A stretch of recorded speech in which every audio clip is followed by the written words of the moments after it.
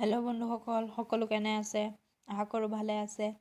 আজি মই আপোনালোকৰ মাজলৈ এটা নতুন ভিডিঅ' লৈ আহিছোঁ আৰু এই ভিডিঅ'টোত মই জনাম যে যদি আপোনালোকে ইনষ্টাগ্ৰামত পাছৱৰ্ডটো চেঞ্জ কৰিব পৰা নাই তেন্তে সেইটো কেনেকৈ চেঞ্জ কৰিব পাৰিব।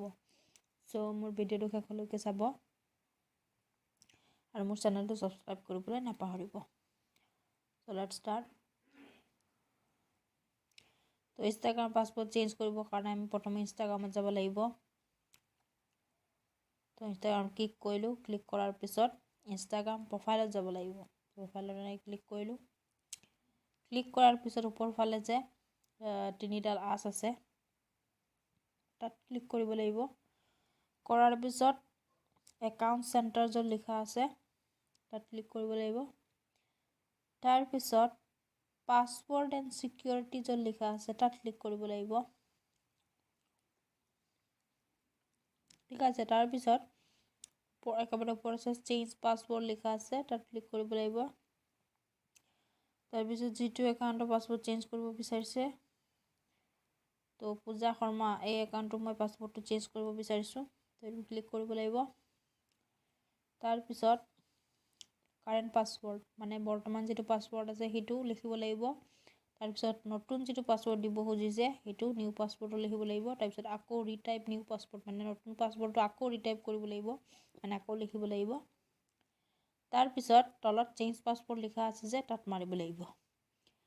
কিন্তু যদি আপোনালোকৰ পুৰণি পাছৱৰ্ডটো মনত নাই তেন্তে কি কৰিব লাগিব চাই লওক।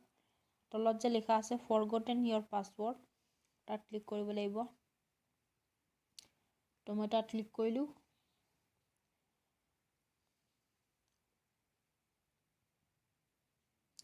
তো ফৰগটেন ইয়ৰ পাছৱৰ্ডত ক্লিক কৰাৰ পিছত আপোনালোকৰ মোবাইলত এটা SMS আহিব।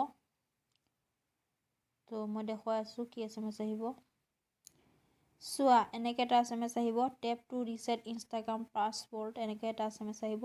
তো তলত যিটো লিংক লিখা আছে সেই লিংকটোত ক্লিক কৰিব লাগিব।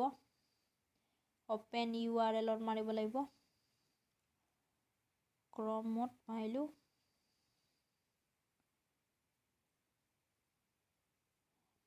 তাৰপিছত এনেকৈ আপোনালোকে পুৰণি পাছৱৰ্ড নোহোৱাকৈ নতুন পাছৱৰ্ড এটা টাইপ কৰিব পাৰিব।